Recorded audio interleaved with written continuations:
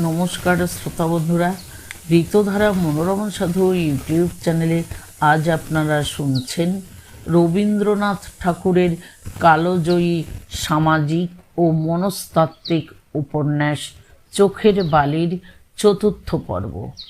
আসুন অন্যান্য পর্বের মতো এই পর্বটিও শুনে সঙ্গে থাকুন। ইতিমধ্যে আরও এক চিঠি আসিয়া উপস্থিত হইল। তুমি আমার চিঠির উত্তর দিলে না, ভালোই করিয়াছ। ঠিক কথা তো লেখা যায় না, তোমার যা জবাব সে আমি মনে মনে বুঝিয়া লইলাম। ভক্ত যখন তাহার দেবতাকে ডাকে, তিনি কি মুখের কথায় তাহার উত্তর দেন? দুঃখিনীর বিল্লপত্রখানি চরণতলে বোধ করি স্থান পাইয়াছে। কিন্তু ভক্তের পূজা লইতে গিয়া শিবের যদি তপভঙ্গ হয়, তবে তাহাতে রাগ করিও না। হৃদয়দেব, তুমি বর দাও বা না দাও, চোখ মেলিয়া চাও বা না চাও, জানিতে পারো বা না পারো, পূজা না দিয়া ভক্তের আর গতি নাই। তাই আজিও এই দুছত্র চিঠি লিখিলাম। হে আমার পাষাণ ঠাকুর, তুমি অবিচলিত হইয়া থাকো। মহেন্দ্র আবার চিঠির উত্তর লিখিতে প্রবৃত্ত হইল, কিন্তু আশাকে লিখিতে গিয়া বিনোদিনীর উত্তর কলমের মুখে আপনি আসিয়া পড়ে। ঢাকিয়া লুকাইয়া কৌশল করিয়া লিখিতে পারে না। অনেকগুলি ছিঁড়িয়া রাত্রের অনেক প্রহর কাটাইয়া একটা যদি বা লিখিল, সেটা লেফাফায় পুরিয়া উপরে আসার নাম লিখিবার সময় হঠাৎ তাহার পিঠে যেন কাহার চাবুক পড়িল। কে যেন বলিল, পাষণ্ড, বিশ্বস্ত বালিকার প্রতি এমনি করিয়া প্রতারণা। চিঠি মহেন্দ্র সহস্র টুকরা করিয়া ছিঁড়িয়া ফেলিল এবং বাকি রাতটা টেবিলের উপর দুই হাতের মধ্যে মুখ ঢাকিয়া নিজেকে যেন নিজের দৃষ্টি হইতে লুকাইবার চেষ্টা করিল। তৃতীয় পত্র। যে একেবারেই অভিমান করিতে জানে না, সে কি ভালোবাসে? নিজের ভালোবাসাকে যদি অনাদর অপমান হইতে বাঁচাইয়া রাখিতে না পারি, তবে সে ভালোবাসা তোমাকে দিব কেমন করিয়া? তোমার মন হয়তো ঠিক বুঝি নাই, তাই এত সাহস করিয়াছি। তাই যখন ত্যাগ করিয়া গেলে, তখনও নিজে অগ্রসর হইয়া চিঠি লিখিয়াছি। যখন চুপ করিয়াছিলে, তখনও মনের কথা বলিয়া ফেলিয়াছি। কিন্তু তোমাকে যদি ভুল করিয়া থাকি, সে কি আমারই দোষ? একবার শুরু হইতে শেষ পর্যন্ত সব কথা মনে করিয়া দেখো দেখি। যাহা বুঝিয়াছিলাম সে কি তুমি বোঝাও নাই? সে যাই হোক, ভুল হোক সত্য হোক, যাহা লিখিয়াছি সে আর মুছিবে না। যাহা দিয়াছি সে আর ফিরাইতে পারিব না, এই আক্ষেপ। ছি ছি, এমন লজ্জাও নারীর ভাগ্যে ঘটে। কিন্তু তাই বলিয়া মনে করিও না, ভালো যে বাসে সে নিজের ভালোবাসাকে বরাবর অপদস্থ করিতে পারে। যদি আমার চিঠি না চাও তো থাক, যদি উত্তর না লিখিবে তবে এই পর্যন্ত। ইহার পর মহেন্দ্র আর থাকিতে পারিল না। মনে করিল, অত্যন্ত রাগ করিয়াই ঘরে ফিরিয়া যাইতেছি। বিনোদিনী মনে করে তাহাকে ভুলিবার জন্যই ঘর ছাড়িয়া পালাইয়াছি। বিনোদিনীর সেই স্পর্ধাকে হাতে হাতে অপ্রমাণ করিবার জন্যই তখনই মহেন্দ্র ঘরে ফিরিবার সংকল্প করিল। এমন সময় বিহারী ঘরে প্রবেশ করিল। বিহারীকে দেখিবা মাত্র মহেন্দ্রের ভিতরের পুলক যেন দ্বিগুণ বাড়িয়া উঠিল। ইতিপূর্বে নানা সন্দেহে ভিতরে ভিতরে বিহারীর প্রতি তাহার ঈর্ষা জন্মিতেছিল।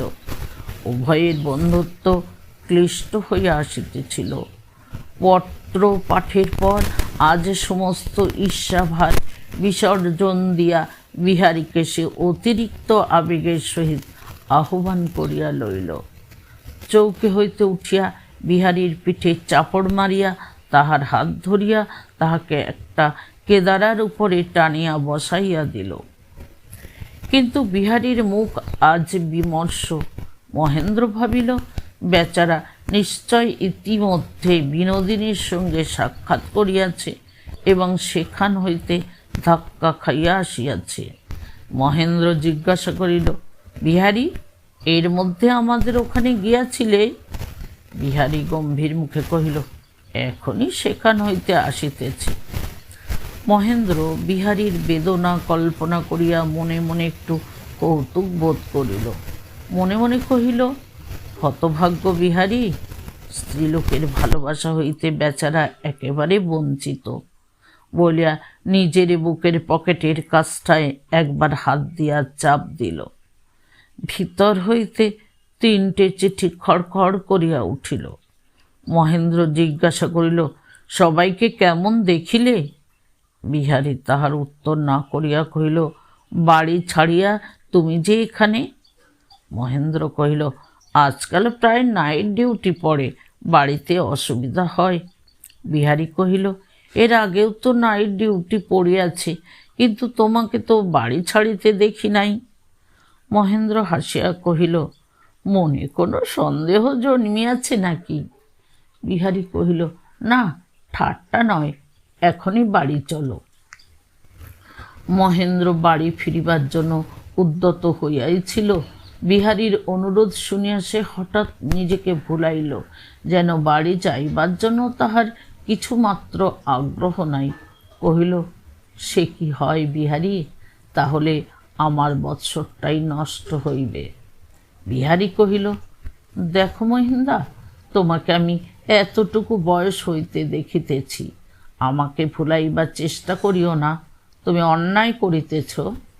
মহেন্দ্র, কার পরে অন্যায় করিতেছি জজ সাহেব? বিহারী রাগ করিয়া বলিল, তুমি যে চিরকাল হৃদয়ের বড়াই করিয়া আসিয়াছ, তোমার হৃদয় গেল কোথায় মহিন্দা? সম্প্রতি কলেজের হাসপাতালে। থামো মহিন্দা, থামো। তুমি এখানে আমার সঙ্গে হাসিয়া ঠাট্টা করিয়া কথা কহিতেছ, সেখানে আশা তোমার বাহিরের ঘরে অন্দরের ঘরে কাঁদিয়া কাঁদিয়া বেড়াইতেছে। আশার কান্নার কথা শুনিয়া হঠাৎ মহেন্দ্রের মন একটা প্রতিঘাত পাইল। জগতে আর যে কাহারও সুখ দুঃখ আছে সে কথা তাহার নূতন নেশার কাছে স্থান পায় নাই। হঠাৎ চমক লাগিল। জিজ্ঞাসা করিল, আশা কাঁদিতেছে কি জন্য? বিহারী বিরক্ত হইয়া কহিল, সে কথা তুমি জানো না, আমি জানি। মহেন্দ্র, তোমার মহিন্দা সর্বজ্ঞ নয় বলিয়া যদি রাগ করিতেই হয়তো মহিন্দার সৃষ্টিকর্তার উপর রাগ করো। তখন বিহারী যাহা দেখিয়াছিল তাহা আগাগোড়া বলিল। বলিতে বলিতে বিনোদিনীর বক্ষ লগ্ন আশার সেই অশ্রুসিক্ত মুখখানি মনে পড়িয়া বিহারীর প্রায় কণ্ঠরোধ হইয়া আসিল। বিহারীর এই প্রবল আবেগ দেখিয়া মহেন্দ্র আশ্চর্য হইয়া গেল। মহেন্দ্র জানিত বিহারীর হৃদয়ের বালাই নাই। এই উপসর্গ কবে জুটিল? যেদিন কুমারী আশাকে দেখিতে গিয়াছিল সেই দিন হইতে নাকি? বেচারা বিহারী। মহেন্দ্র মনে মনে তাহাকে বেচারা বলিল বটে, কিন্তু দুঃখবোধ না করিয়া বরঞ্চ একটু আমোদ পাইল। আশার মনটি একান্তভাবে যে কোন দিকে তাহা মহেন্দ্র নিশ্চয় জানিত। অন্য লোকের কাছে যাহারা বাঞ্ছার ধন, কিন্তু আয়ত্তের অতীত, আমার কাছে তাহারা চিরদিনের জন্য আপনি ধরা দিয়াছি। ইহাতে মহেন্দ্র বক্ষের মধ্যে একটা গর্বের স্ফীতি অনুভব করিল। মহেন্দ্র বিহারীকে বলিল, আচ্ছা চলো যাওয়া যাক, তবে একটা গাড়ি ডাকো। মহেন্দ্র ঘরে ফিরিয়া আসিবা মাত্র তাহার মুখ দেখিয়াই আশার মনের সমস্ত সংশয় ক্ষণকালের কুয়াশার মতো এক মুহূর্তেই কাটিয়া গেল। নিজের চিঠির কথা স্মরণ করিয়া লজ্জায় মহেন্দ্রের সামনে সে যেন মুখ তুলিতেই পারিল না। মহেন্দ্র তাহার উপরে ভৎসনা করিয়া কহিল, এমন অপবাদ দিয়া চিঠিগুলা লিখিলে কি করিয়া? বলিয়া পকেট হইতে বহুবার পঠিত সেই চিঠি 3খানি বাহির করিল। আশা ব্যাকুল হইয়া কহিল, তোমার পায়ে পড়ি, ও চিঠিগুলো ছিঁড়িয়া ফেল বলিয়া মহেন্দ্রের হাত হইতে চিঠিগুলা লইবার জন্য ব্যস্ত হইয়া পড়িল। মহেন্দ্র তাহাকে নিরস্ত করিয়া সেগুলি পকেটে পুরিল। কহিল, আমি কর্তব্যের অনুরোধে গেলাম, আর তুমি আমার অভিপ্রায় বুঝিলে না, আমাকে সন্দেহ করিলে। আশা ছলছল চোখে কহিল, এবারকার মতো আমাকে মাপ করো, এমন আর কখনোই হইবে না। মহেন্দ্র কহিল, কখনো না? আশা কহিল, কখনো না। তখন মহেন্দ্র তাহাকে টানিয়া লইয়া চুম্বন করিল। আশা কহিল, চিঠিগুলা দাও, ছিঁড়িয়া ফেলি। মহেন্দ্র কহিল, না, ও থাক। আশা সবিনয়ে মনে করিল, আমার শাস্তিস্বরূপ এই চিঠিগুলি উনি রাখিলেন। এই চিঠির ব্যাপারে বিনোদিনীর উপর আশার মনটা একটু যেন বাকিয়া দাঁড়াইল। স্বামীর আগমন বার্তা লইয়া সে সখীর কাছে আনন্দ করিতে গেল না, বরঞ্চ বিনোদিনীকে একটু যেন এড়াইয়া গেল। বিনোদিনী সেটুকু লক্ষ্য করিল এবং কাজের ছল করিয়া একেবারে দূরে রহিল। মহেন্দ্র ভাবিল, এ তো বড় অদ্ভুত। আমি ভাবিয়াছিলাম এবার বিনোদিনীকে বিশেষ করিয়াই দেখা যাইবে, উল্টা হইল। তবে সে চিঠিগুলার অর্থ কি? নারীর হৃদয়ের রহস্য বুঝিবার কোনো চেষ্টা করিবে না বলিয়াই মহেন্দ্র মনকে দৃঢ় করিয়াছিল। ভাবিয়াছিল, বিনোদিনী যদি কাছে আসিবার চেষ্টা করে, তবু আমি দূরে থাকিব। আজ সে মনে মনে কহিল, না, এ তো ঠিক হইতেছে না, যেন আমাদের মধ্যে সত্যই কি একটা বিকার ঘটিয়াছে। বিনোদিনীর সঙ্গে সহজ স্বাভাবিকভাবে কথাবার্তা আমোদ প্রমোদ করিয়া এই সংশয়াচ্ছন্ন গুমটের ভাবটা দূর করিয়া দেওয়া উচিত। আশাকে মহেন্দ্র কহিল, দেখিতেছি আমি তোমার সখীর চোখের বালি হইলাম, আজকাল তাহার আর দেখাই পাওয়া যায় না। আশা উদাসীনভাবে উত্তর করিল, কে জানে তাহার কি হইয়াছে। এদিকে রাজলক্ষ্মী আসিয়া কাঁদো কাঁদো হইয়া কহিলেন, বিপিনের বউকে আর তো ধরিয়া রাখা যায় না। মহেন্দ্র চকিত ভাব সামলাইয়া কহিল, কেন মা? রাজলক্ষ্মী কহিলেন, কি জানি বাছা, সে তো এবার বাড়ি যাইবার জন্য নিতান্তই ধরিয়া পড়িয়াছে। তুই তো কাহাকেও খাতির করিতে জানিস না।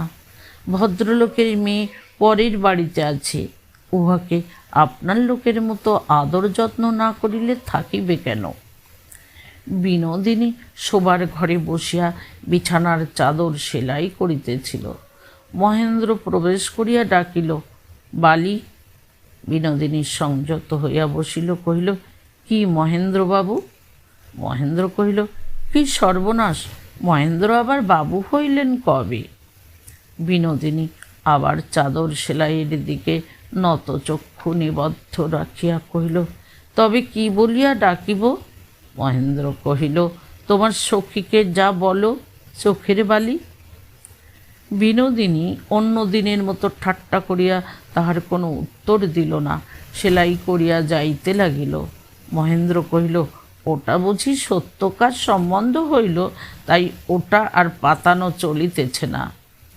বিনোদিনী একটু থামিয়া দাঁত দিয়া সেলাইয়ের প্রান্ত হইতে খানিকটা বাড়তি সুতা কাটিয়া ফেলিয়া কহিল, কি জানি, সে আপনি জানেন বলিয়াই তাহার সর্বপ্রকার উত্তর চাপা দিয়া গম্ভীর মুখে কহিল, কালেজ হইতে ফেরা হইল যে? মহেন্দ্র কহিল, কেবল মরা কাটিয়া আর কতদিন চলিবে? আবার বিনোদিনী দন্ত দিয়া সুতা ছেদন করিল এবং মুখ না তুলিয়াই কহিল, এখন বুঝি জিয়ন্তের আবশ্যক। মহেন্দ্র স্থির করিয়াছিল আজ বিনোদিনীর সঙ্গে অত্যন্ত সহজ স্বাভাবিকভাবে হাস্য পরিহাস উত্তর প্রত্যুত্তর করিয়া আসর জমাইয়া তুলিবে। কিন্তু এমনি গাম্ভীর্যের ভার তাহার উপর চাপিয়া আসিল যে লঘু জবাব প্রাণপণ চেষ্টাতেও মুখের কাছে জোগাইল না। বিনোদিনী আজ কেমন একরকম কঠিন দূরত্ব রক্ষা করিয়া চলিতেছে দেখিয়া মহেন্দ্রের মনটা সবেগে তাহার দিকে অগ্রসর হইতে লাগিল। ব্যবধানটাকে কোনো একটা নাড়া দিয়া ভূমিসাৎ করিতে ইচ্ছা হইল। বিনোদিনীর শেষ বাক্যঘাতের প্রতিঘাত না দিয়া হঠাৎ তাহার কাছে আসিয়া বসিয়া কহিল, তুমি আমাদের ছাড়িয়া চলিয়া যাইতেছ কেন? কোনো অপরাধ করিয়াছি? বিনোদিনী তখন একটু সরিয়া সেলাই হইতে মুখ তুলিয়া দুই বিশাল উজ্জ্বল চক্ষু মহেন্দ্রের মুখের উপর স্থির রাখিয়া কহিল, কর্তব্যকর্ম তো সকলেরই আছে। আপনি যে সকল ছাড়িয়া কালেজের বাসায় যান, সে কি কাহারও অপরাধে? আমারও যাইতে হইবে না? আমারও কর্তব্য নাই? মহেন্দ্র ভালো উত্তর অনেক ভাবিয়া খুঁজিয়া পাইল না। কিছুক্ষণ থামিয়া জিজ্ঞাসা করিল, তোমার এমন কি কর্তব্য যে না গেলেই নয়? বিনোদিনী অত্যন্ত সাবধানে সূচিতে সুতা পরাইতে পরাইতে কহিল, কর্তব্য আছে কি না সে নিজের মনই জানে। আপনার কাছে তাহার আর কি তালিকা দিব? মহেন্দ্র গম্ভীর চিন্তিত মুখে জানালার বাহিরে একটা সুদূর নারিকেল গাছের মাথার দিকে চাইয়া অনেকক্ষণ চুপ করিয়া বসিয়া রহিল। বিনোদিনী নিঃশব্দে সেলাই করিয়া যাইতে লাগিল। ঘরে ছুঁচটি পড়িলে শব্দ শোনা যায়, এমনি হইল। অনেকক্ষণ পরে মহেন্দ্র হঠাৎ কথা কহিল। অকস্মাৎ নিঃশব্দতা ভঙ্গে বিনোদিনী চমকিয়া উঠিল, তাহাতে হাতে ছুঁচ ফুটিয়া গেল। মহেন্দ্র কহিল, তোমাকে কোনো অনুনয় বিনয়েই রাখা যাইবে না? বিনোদিনী তাহার আহত অঙ্গুলি হইতে রক্তবিন্দু শুষিয়া লইয়া কহিল, কিসের জন্য এত অনুনয় বিনয়? আমি থাকিলেই কি, আর না থাকিলেই কি? আপনার তাহাতে কি আসে যায়? বলিতে বলিতে গলাটা যেন ভারী হইয়া আসিল। বিনোদিনী অত্যন্ত মাথা নিচু করিয়া সেলাইয়ের প্রতি একান্ত মনোনিবেশ করিল। মনে হইল হয়তোবা তাহার নত নেত্রের পল্লব প্রান্তে একটুখানি জলের রেখা দেখা দিয়াছে। মাঘের অপরাহ্ন তখন সন্ধ্যার অন্ধকারে মিলাইবার উপক্রম করিতেছিল।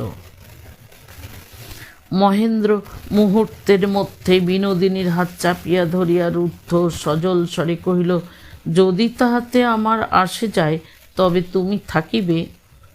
বিনোদিনী তাড়াতাড়ি হাত ছাড়াইয়া লইয়া সরিয়া বসিল। মহেন্দ্রের চমক ভাঙিয়া গেল। নিজের শেষ কথাটা ভীষণ ব্যঙ্গের মতো তাহার নিজের কানে বারংবার প্রতিধ্বনিত হইতে লাগিল। অপরাধী জিহ্বাকে মহেন্দ্র দন্ত দ্বারা দংশন করিল। তাহার পর হইতে রসনা নির্বাক হইয়া রহিল। এমন সময় এই নৈঃশব্দ পরিপূর্ণ ঘরের মধ্যে আশা প্রবেশ করিল। বিনোদিনী তৎক্ষণাৎ যেন পূর্ব কথোপকথনের অনুবৃত্তি স্বরূপে হাসিয়া মহেন্দ্রকে বলিয়া উঠিল, আমার গুমর, তোমরা যখন এত বাড়াইলে তখন আমারও কর্তব্য তোমাদের একটা কথা রাখা। যতক্ষণ না বিদায় দিবে ততক্ষণ রহিলাম। আশার স্বামীর কৃতকার্যতায় উৎফুল্ল হইয়া উঠিয়া সখীকে আলিঙ্গন করিয়া ধরিল, কহিল, তবে এই কথা রহিল।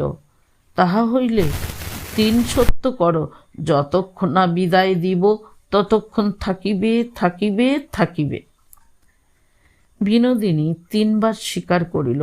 আশা কহিল, ভাই চোখের বালি, সেই যদি রহিলেই তবে এত করিয়া সাধাইলে কেন? শেষকালে আমার স্বামীর কাছে তো হার মানিতে হইল। বিনোদিনী হাসিয়া কহিল, ঠাকুরপো, আমি হার মানিয়াছি না তোমাকে হার মানাইয়াছি? মহেন্দ্র এতক্ষণ স্তম্ভিত হইয়াছিল। মনে হইতেছিল তাহার অপরাধে যেন সমস্ত ঘর ভরিয়া রহিয়াছে, লাঞ্ছনা যেন তাহার সর্বাঙ্গ পরিবেষ্টন করিয়া। আশার সঙ্গে কেমন করিয়া সে প্রসন্ন মুখে স্বাভাবিকভাবে কথা কহিবে? এক মুহূর্তের মধ্যে কেমন করিয়া সে আপনার বিভৎস অসংযমকে সহাস্য চটুলতায় পরিণত করিবে। এই পৈশাচিক ইন্দ্রজাল তাহার আয়ত্তের বহির্ভূত ছিল।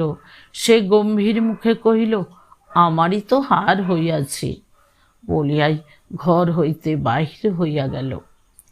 অনতিকাল পরেই আবার মহেন্দ্র ঘরের মধ্যে ঢুকিয়া বিনোদিনীকে কহিল, আমাকে মাপ করো।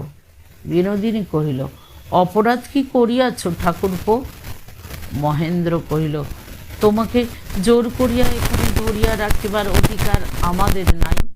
বিনোদিনী হাসিয়া কহিল, জোর কই করিলে? তাহা তো দেখিলাম না। ভালোবাসিয়া ভালো মুখেই তো থাকিতে বলিলে, তাহাকে কি জোর বলে? বলো তো ভাই, চোখের বালি, গায়ের জোর আর ভালোবাসা কি একই হইল?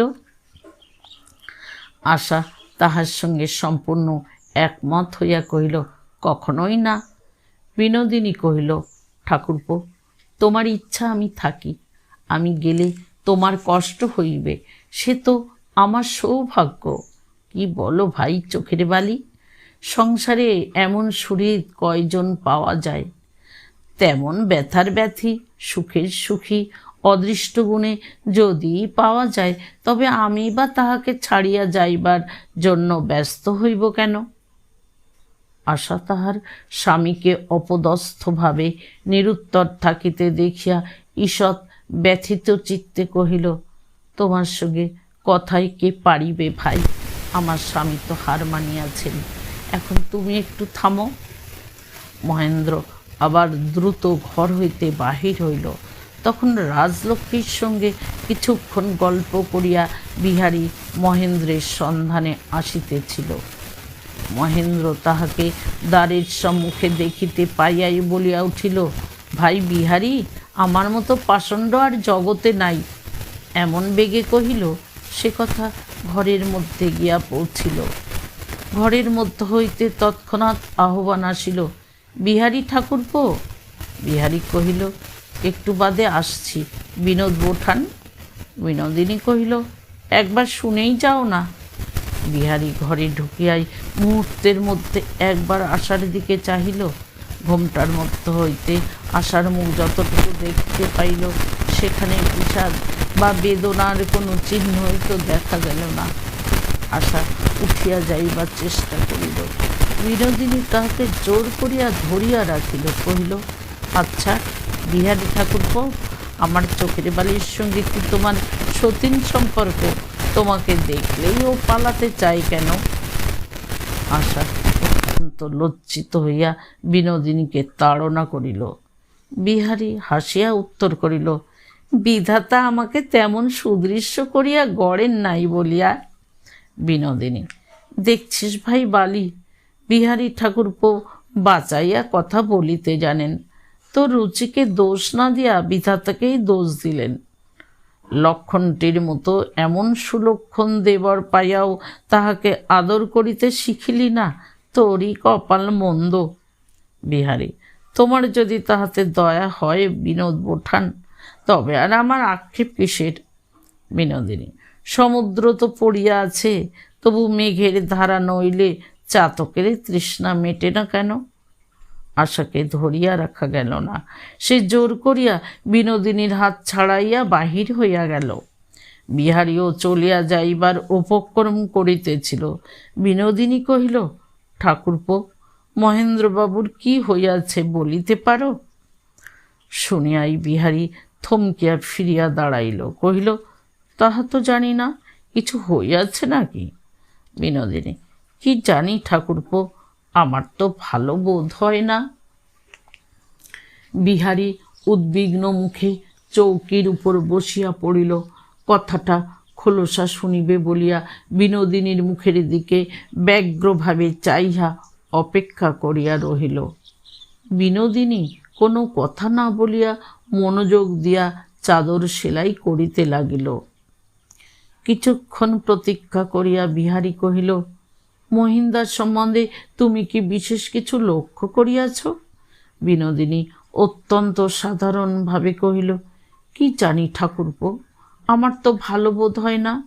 আমার চোখের বালির জন্যে আমার কেবলই ভাবনা হয় বলিয়া দীর্ঘ নিঃশ্বাস ফেলিয়া সেলাই রাখিয়া উঠিয়া যাইতে উদ্যত হইল। বিহারী ব্যস্ত হইয়া কহিল, বোঠান, একটু বসো বলিয়া একটা চৌকিতে বসিল। বিনোদিনী ঘরের সমস্ত জানালা দরজা সম্পূর্ণ খুলিয়া দিয়া কেরোসিনের বাতি উস্কাইয়া সেলাই টানিয়া লইয়া বিছানার দূর প্রান্তে গিয়া বসিল। কহিল, ঠাকুরপো, আমি তো চিরদিন এখানে থাকিব না, কিন্তু আমি চলিয়া গেলে আমার চোখের বালির উপর একটু দৃষ্টি রাখিও, সে যেন অসুখী না হয় বলিয়া যেন হৃদয়োচ্ছ্বাস সংবরণ করিয়া লইবার জন্য বিনোদিনী অন্যদিকে মুখ ফিরাইল। বিহারী বলিয়া উঠিল, বোঠান, তোমাকে থাকিতেই হইবে। তোমার নিজের বলিতে কেহ নাই। এই সরলা মেয়েটিকে সুখে দুঃখে রক্ষা করিবার ভার তুমি লও। তুমি তাহাকে ফেলিয়া গেলে আমি তো আর উপায় দেখি না। ঠাকুরপো, তুমি তো সংসারের গতিক জানো। এখানে বরাবর থাকিব কেমন করিয়া? লোকে কি বলিবে? বিহারী, লোকে যা বলে বলুক, তুমি কান দিও না। তুমি দেবী, অসহায়া বালিকাকে সংসারের নিষ্ঠুর আঘাত হইতে রক্ষা করা তোমারই উপযুক্ত কাজ। বোঠান, আমি তোমাকে প্রথমে চিনি নাই, সেজন্য আমাকে ক্ষমা করো। আমিও সংকীর্ণ হৃদয় সাধারণ ইতর লোকেদের মতো মনে মনে তোমার সম্বন্ধে অন্যায় ধারণা স্থান দিয়াছিলাম। একবার এমনও মনে হইয়াছিল যেন আশার সুখে তুমি ঈর্ষা করিতেছ যেন, কিন্তু সেসব কথা মুখে উচ্চারণ করিতেও পাপ আছে। তারপরে তোমার দেবীর হৃদয়ের পরিচয় আমি পাইয়াছি। তোমার উপর আমার গভীর ভক্তি জন্মিয়াছে বলিয়াই আজ তোমার কাছে আমার সমস্ত অপরাধ স্বীকার না করিয়া থাকিতে পারিলাম না। বিনোদিনীর সর্বশরীর পুলকিত হইয়া উঠিল। যদিও সে ছলনা করিতেছিল, তবু বিহারীর এই ভক্তি উপহার সে মনে মনেও মিথ্যা বলিয়া প্রত্যাখ্যান করিতে পারিল না। এমন জিনিস সে কখনো কাহারও কাছ হইতে পায় নাই। ক্ষণকালের জন্য মনে হইল সে যেন যথার্থই পবিত্র, উন্নত। আশার প্রতি একটা অনির্দেশ্য দয়ায় তাহার চোখ দিয়া জল পড়িতে লাগিল। সেই অশ্রুপাত সে বিহারীর কাছে গোপন করিল না, এবং সেই অশ্রুধারা বিনোদিনীর নিজের কাছে নিজেকে পূজনীয়া বলিয়া মোহ উৎপাদন করিল। বিহারী বিনোদিনীকে অশ্রু ফেলিতে দেখিয়া নিজের অশ্রুবেগ সংবরণ করিয়া উঠিয়া বাহিরে মহেন্দ্রের ঘরে গেল। মহেন্দ্র যে হঠাৎ নিজেকে পাষণ্ড বলিয়া কেন ঘোষণা করিল, বিহারী তাহার কোনো তাৎপর্য খুঁজিয়া পাইল না। ঘরে গিয়া দেখিল মহেন্দ্র নাই। খবর পাইল মহেন্দ্র বেড়াইতে বাহির হইয়াছে। পূর্বে মহেন্দ্র অকারণে কখনোই ঘর ছাড়িয়া বাহির হইত না। সুপরিচিত লোকের এবং সুপরিচিত ঘরের বাহিরে মহেন্দ্রের অত্যন্ত ক্লান্তি ও পীড়া বোধ হইত। বিহারী ভাবিতে ভাবিতে ধীরে ধীরে বাড়ি চলিয়া গেল।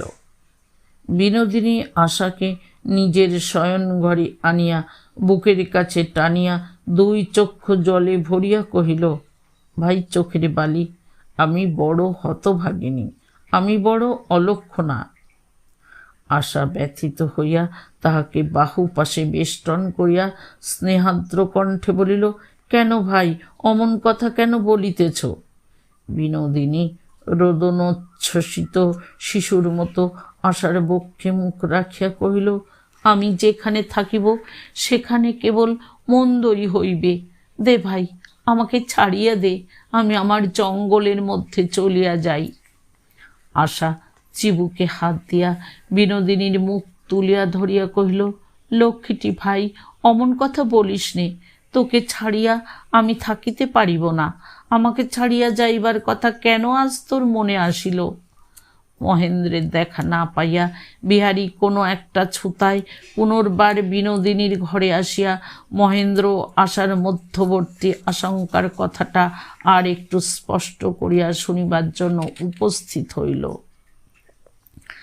মহেন্দ্রকে পরদিন সকালে তাহাদের বাড়ি খাইতে যাইতে বলিবার জন্য বিনোদিনীকে অনুরোধ করিবার উপলক্ষ লইয়া সে উপস্থিত হইল। বিনোদ বোঠান বলিয়া ডাকিয়াই হঠাৎ কেরোসিনের উজ্জ্বল আলোকে বাহির হইতেই আলিঙ্গনবদ্ধ শ্মশ্রুনেত্র দুই সখীকে দেখিয়াই থমকিয়া দাঁড়াইল। আশার হঠাৎ মনে হইল নিশ্চয়ই বিহারী তাহার চোখের বালিকে কোনো অন্যায় নিন্দা করিয়া কিছু বলিয়াছে, তাই সে আজ এমন করিয়া চলিয়া যাইবার কথা তুলিয়াছে। বিহারী বাবুর ভারী অন্যায়, উহার মন ভালো নয়। আশা বিরক্ত হইয়া বাহির হইয়া আসিল। বিহারীও বিনোদিনীর প্রতি ভক্তির মাত্রা চড়াইয়া বিগলিত হৃদয়ে দ্রুত প্রস্থান করিল। সেদিন রাত্রে মহেন্দ্র আশাকে কহিল, চুনি, আমি কাল সকালের প্যাসেঞ্জারেই কাশী চলিয়া যাইব। আশার বক্ষস্থল ধক করিয়া উঠিল। কহিল, কেন? মহেন্দ্র কহিল, কাকিমাকে অনেক দিন দেখি নাই। শুনিয়া আশা বড়ই লজ্জাবোধ করিল। এ কথা পূর্বেই তাহার মনে উদয় হওয়া উচিত ছিল।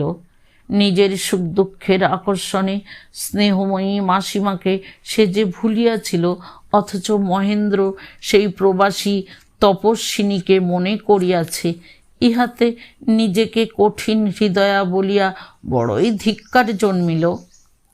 মহেন্দ্র কহিল, তিনি আমারই হাতে তাহার সংসারের একমাত্র স্নেহের ধনকে সমর্পণ করিয়া দিয়া চলিয়া গেছেন। তাহাকে একবার না দেখিয়া আমি কিছুতেই সুস্থির হইতে পারিতেছি না।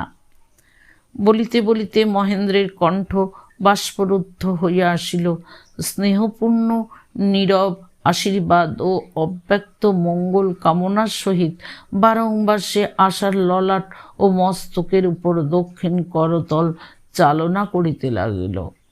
আশা এই অকস্মাৎ স্নেহাবেগের সম্পূর্ণ মর্ম বুঝিতে পারিল না। কেবল তাহার হৃদয় বিগলিত হইয়া অশ্রু পড়িতে লাগিল। আজই সন্ধ্যাবেলায় বিনোদিনী তাহাকে অকারণ স্নেহাতিশয্যে যে সব কথা বলিয়াছিল তাহা মনে পড়িল। উভয়ের মধ্যে কোথাও কোনো যোগ আছে কিনা তাহা সে কিছুই বুঝিল না, কিন্তু মনে হইল যেন ইহা তাহার জীবনে কিসের একটা সূচনা। ভালো কি মন্দ কে জানে। ভয় ব্যাকুল চিত্তে সে মহেন্দ্রকে বাহুপাশে বদ্ধ করিল। মহেন্দ্র তাহার সেই অকারণ আশঙ্কার আবেশ অনুভব করিতে পারিল। কহিল, চুনি, তোমার উপর তোমার পুণ্যবতী মাসিমার আশীর্বাদ আছে। তোমার কোনো ভয় নাই, কোনো ভয় নাই। তিনি তোমারই মঙ্গলের জন্য তাহার সমস্ত ত্যাগ করিয়া গেছেন। তোমার কখনো কোনো অকল্যাণ হইতে পারে না। আশা তখন দৃঢ় চিত্তে সমস্ত ভয় দূর করিয়া ফেলিল। স্বামীর এই আশীর্বাদ অক্ষয় কবচের মতো গ্রহণ করিল। সে মনে মনে বারংবার তাহার মাসিমার পবিত্র পদধূলি মাথায় তুলিয়া লইতে লাগিল এবং একাগ্র মনে কহিল, মা, তোমার আশীর্বাদ আমার স্বামীকে সর্বদা রক্ষা করুক। পরদিনে মহেন্দ্র চলিয়া গেল। বিনোদিনীকে কিছুই বলিয়া গেল না। বিনোদিনী মনে মনে কহিল, নিজে অন্যায় করা হইল, আবার আমার উপর রাগ। এমন সাধু তো দেখি নাই, কিন্তু এমন সাধুত্ব বেশি দিন টেকে না। সংসার ত্যাগিনী অন্নপূর্ণা বহুদিন পরে হঠাৎ মহেন্দ্রকে আসিতে দেখিয়া যেমন স্নেহে আনন্দে আপ্লুত হইয়া গেলেন, তেমনি তাহার হঠাৎ ভয় হইল। বুঝি আশাকে লইয়া মার সঙ্গে মহেন্দ্রের আবার কোনো বিরোধ ঘটিয়াছে এবং মহেন্দ্র তাহার কাছে নালিশ জানাইয়া সান্ত্বনা লাভ করিতে আসিয়াছে। মহেন্দ্র শিশুকাল হইতেই সকল প্রকার সংকট ও সন্তাপের সময় তাহার কাকীর কাছে ছুটিয়া আসে।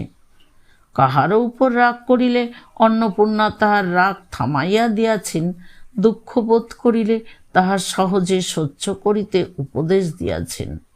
কিন্তু বিবাহের পর হইতে মহেন্দ্রের জীবনে সর্বাপেক্ষা যে সংকটের কারণ ঘটিয়াছে, তাহার প্রতিকার চেষ্টা দূরে থাক, কোনো প্রকার সান্ত্বনা পর্যন্ত তিনি দিতে অক্ষম। সে সম্বন্ধে যেভাবে যেমন করিয়াই তিনি হস্তক্ষেপ করিবেন, তাহাতেই মহেন্দ্রের সাংসারিক বিপ্লব আরও দ্বিগুণ বাড়িয়া উঠিবে। ইহাই যখন নিশ্চয় বুঝিলেন, তখনই তিনি সংসার ত্যাগ করিলেন। রুগ্ন শিশু যখন জল চাহিয়া কাঁদে এবং জল দেওয়া যখন কবিরাজের নিতান্ত নিষেধ, তখন পীড়িত চিত্তে মা যেমন অন্য ঘরে চলিয়া যান, অন্নপূর্ণা তেমনি করিয়া নিজেকে প্রবাসে লইয়া গেছেন। দূর তীর্থবাসে থাকিয়া ধর্মকর্মের নিয়মিত অনুষ্ঠানে এই কয়দিন সংসার অনেকটা ভুলিয়াছিলেন। মহেন্দ্র আবার কি সেই সকল বিরোধের কথা তুলিয়া তাহার প্রচ্ছন্ন ক্ষতে আঘাত করিতে আসিয়াছে? কিন্তু মহেন্দ্র আশাকে লইয়া তাহার মার সম্বন্ধে কোনো নালিশের কথা তুলিল না। তখন অন্নপূর্ণার আশঙ্কা অন্য পথে গেল। যে মহেন্দ্র আশাকে ছাড়িয়া কালেজে যাইতে পারিত না, সে আজ কাকের খোঁজ লইতে কাশী আসে কেন? তবে কি আশার প্রতি মহেন্দ্রের টান ক্রমে ঢিলা হইয়া আসিতেছে? মহেন্দ্রকে তিনি কিছু আশঙ্কার সহিত জিজ্ঞাসা করিলেন, হ্যাঁ রে মহিন, আমার মাথা খা, ঠিক করিয়া বল দেখি চুনি কেমন আছে? মহেন্দ্র কহিল, সে তো বেশ ভালো আছে কাকিমা। আজকাল সে কি করে মহিন? তোরা কি এখনো তেমনি ছেলে মানুষ আছিস, না কাজকর্মে ঘরকন্যায় মন দিয়াছিস? মহেন্দ্র কহিল, ছেলে মানুষই একেবারেই বন্ধ। সকল ঝঞ্ঝাটের মূল সেই চারুপাটখানা যে কোথায় অদৃশ্য হইয়াছে, তাহার আর সন্ধান পাইবার জো নাই। তুমি থাকিলে দেখিয়া খুশি হইতে। লেখাপড়া শেখায় অবহেলা করা স্ত্রীলোকের পক্ষে যতদূর কর্তব্য, চুনি তাহা একান্ত মনে পালন করিতেছে। মহিন, বিহারী কি করিতেছে? মহেন্দ্র কহিল, নিজের কাজ ছাড়া আর সমস্তই করিতেছে। নায়েব গুমস্তায় তাহার বিষয় সম্পত্তি দেখে, কি চক্ষে দেখে তা ঠিক বলিতে পারি না।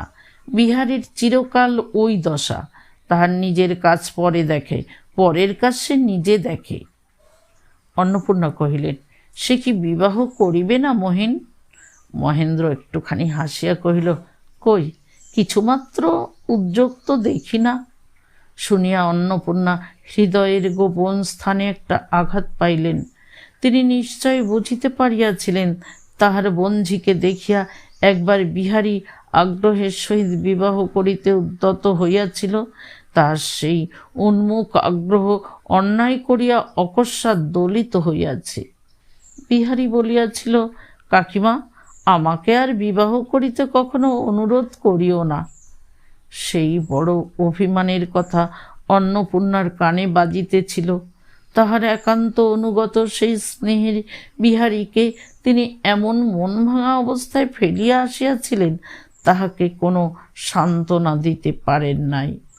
অন্নপূর্ণা অত্যন্ত বিমর্ষ ও ভীত হইয়া ভাবিতে লাগিলেন, এখনো কি আশার প্রতি বিহারীর মন পড়িয়া আছে? মহেন্দ্র কখনো ঠাট্টার ছলে, কখনো গম্ভীরভাবে তাহাদের ঘরকন্যার আধুনিক সমস্ত খবর বার্তা জানাইল, বিনোদিনীর কথার উল্লেখ মাত্র করিল না। এখন কলেজ খোলা, কাশীতে মহেন্দ্রের বেশি দিন থাকিবার কথা নয়, কিন্তু কঠিন রোগের পর স্বাস্থ্যকর আবহাওয়ার মধ্যে গিয়া আরোগ্য লাভের যে সুখ, মহেন্দ্র কাশীতে অন্নপূর্ণার নিকটে থাকিয়া প্রতিদিন সেই সুখ অনুভব করিতেছিল, তাই একে একে দিন কাটিয়া যাইতে লাগিল। নিজের সঙ্গে নিজের যে একটা বিরোধ জন্মিবার উপক্রম হইয়াছিল, সেটা দেখিতে দেখিতে দূর হইয়া গেল। কয়দিন সর্বদা ধর্মপরায়ণা অন্নপূর্ণার স্নেহ মুখচ্ছবির সম্মুখে থাকিয়া সংসারের কর্তব্য পালন এমনি সহজ ও সুখকর মনে হইতে লাগিল যে তাহার পূর্বেকার আতঙ্ক হাস্যকর বোধ হইল। মনে হইল বিনোদিনী কিছুই না, এমনকি তাহার মুখের চেহারাই মহেন্দ্র স্পষ্ট করিয়া মনে আনিতে পারে না। অবশেষে মহেন্দ্র খুব জোর করিয়াই মনে মনে কহিল, আশাকে আমার হৃদয় হইতে এক চুল সরাইয়া বসিতে পারে এমন তো আমি কোথাও কাহাকেও দেখিতে পাই না। মহেন্দ্র অন্নপূর্ণাকে কহিল, কাকিমা, আমার কালেজ কামাই যাইতেছে, এবারকার মতো তবে আসি। যদিও তুমি সংসারের মায়া কাটাইয়া একান্তে আসিয়াছ, তবু অনুমতি করো মাঝে মাঝে আসিয়া তোমার পায়ের ধুলা লইয়া যাইব। মহেন্দ্র গৃহে ফিরিয়া আসিয়া যখন আশাকে তাহার মাসির স্নেহোপহার সিঁদুরের কৌটা ও একটি সাদা পাথরের চুমকি ঘটি দিল, তখন তাহার চোখ দিয়া ঝরঝর করিয়া জল পড়িতে লাগিল। মাসিমার সেই পরম স্নেহময় ধৈর্য ও মাসিমার প্রতি তাহাদের ও তাহার শাশুড়ির নানা প্রকার উপদ্রব স্মরণ করিয়া তাহার হৃদয় ব্যাকুল হইয়া উঠিল। স্বামীকে জানাইল, আমার বড় ইচ্ছা করে আমি একবার মাসিমার কাছে গিয়া তাহার ক্ষমা ও পায়ের ধুলা লইয়া আসি, সে কি কোনো মতেই ঘটিতে পারে না। মহেন্দ্র আশার বেদনা বুঝিল এবং কিছুদিনের জন্য কাশীতে সে তাহার মাসিমার কাছে যায়, ইহাতে তাহার সম্মতিও হইল। কিন্তু পুনর্বার কালেজ কামাই করিয়া আশাকে কাশী পৌঁছাইয়া দিতে তাহার দ্বিধাবোধ হইতে লাগিল। আশা কহিল, জ্যাঠাইমা তো অল্প দিনের মধ্যেই কাশী যাইবেন, সেই সঙ্গে গেলে কি ক্ষতি আছে? মহেন্দ্র রাজলক্ষ্মীকে গিয়া কহিল, মা, বউ একবার কাশীতে কাকিমাকে দেখিতে যাইতে চায়।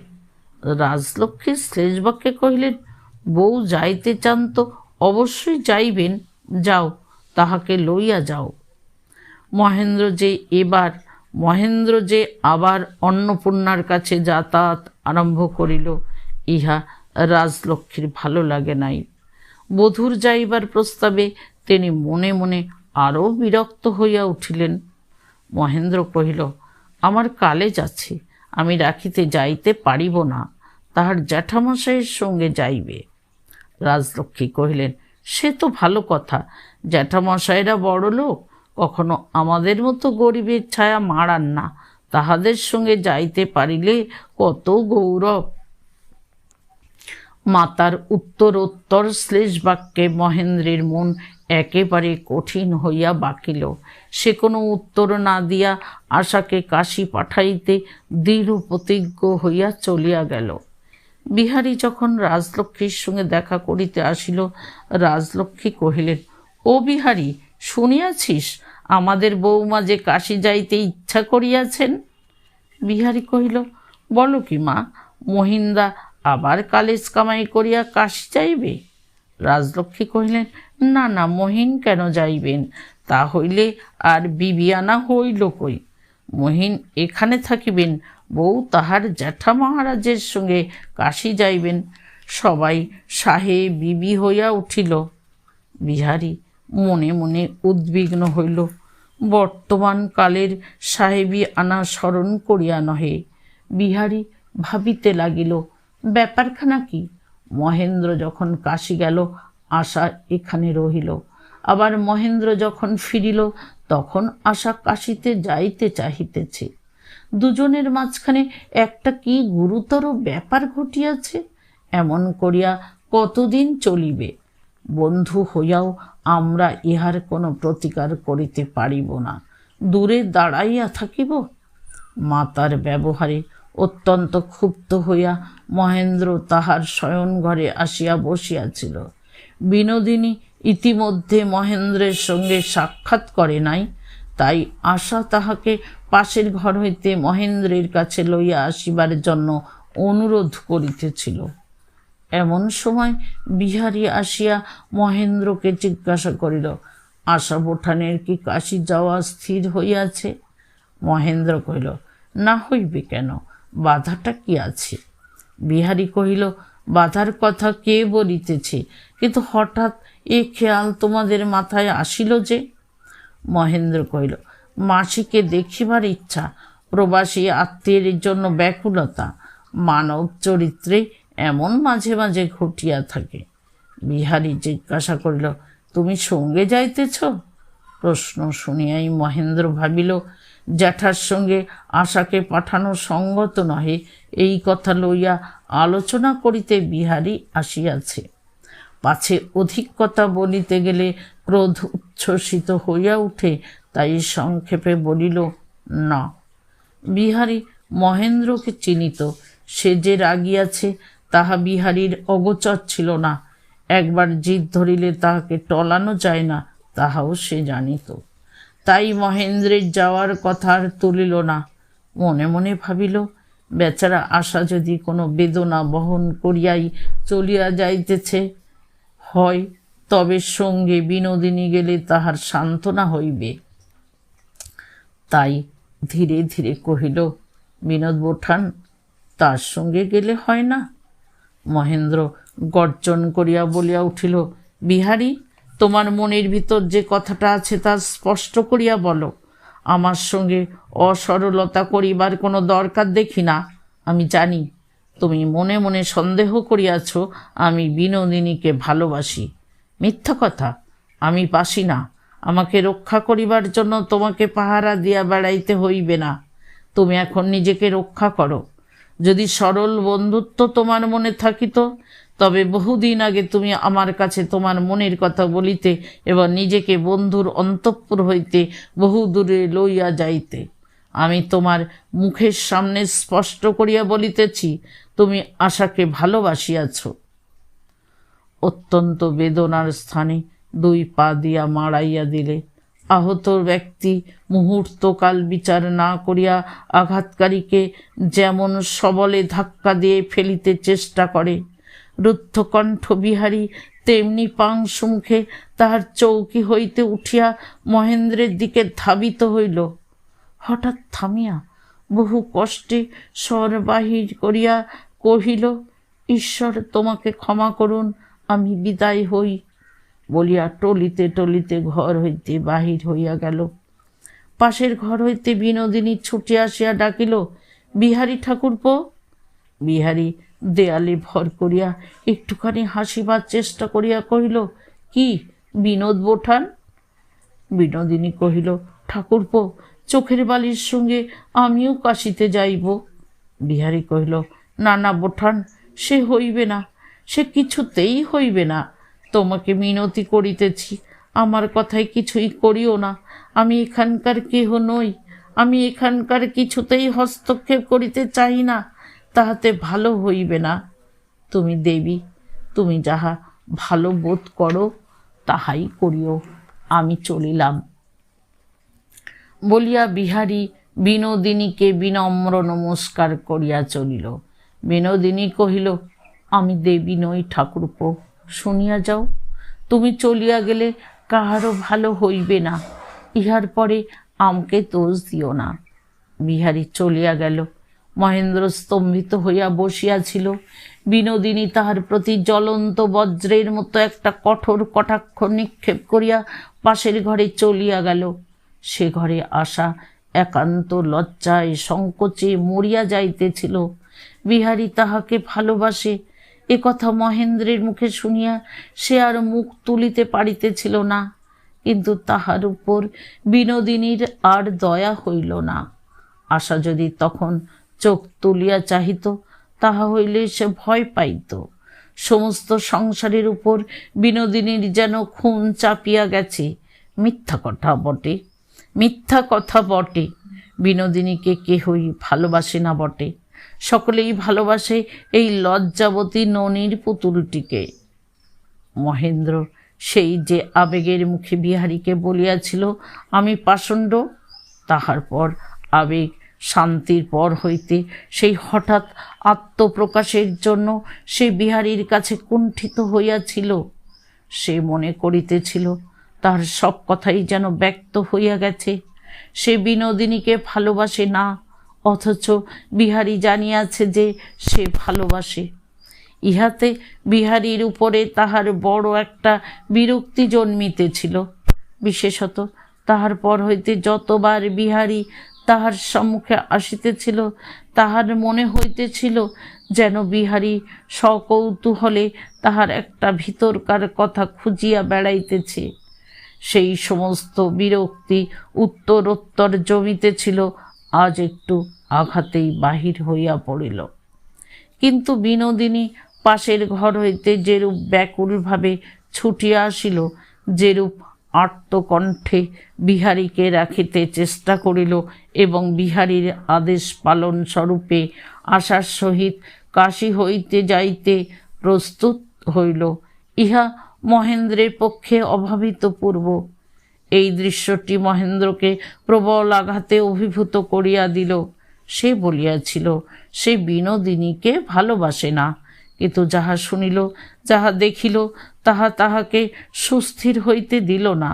তাহাকে চারিদিক হইতে বিচিত্র আকারে পীড়ন করিতে লাগিল, আর কেবলই নিষ্ফল পরিতাপের সহিত মনে হইতে লাগিল, বিনোদিনী শুনিয়াছে আমি বলিয়াছি আমি তাহাকে ভালোবাসি না। মহেন্দ্র ভাবিতে লাগিল, আমি বলিয়াছি মিথ্যা কথা, আমি বিনোদিনীকে ভালোবাসি না। অত্যন্ত কঠিন করিয়া বলিয়াছি আমি যে তাহাকে ভালোবাসি, তাহা নাই হইল, কিন্তু ভালোবাসি না এ কথাটা বড় কঠোর। এ কথায় আঘাত না পায় এমন স্ত্রীলোক কে আছে? ইহার প্রতিবাদ করিবার অবসর কবে কোথায় পাইব?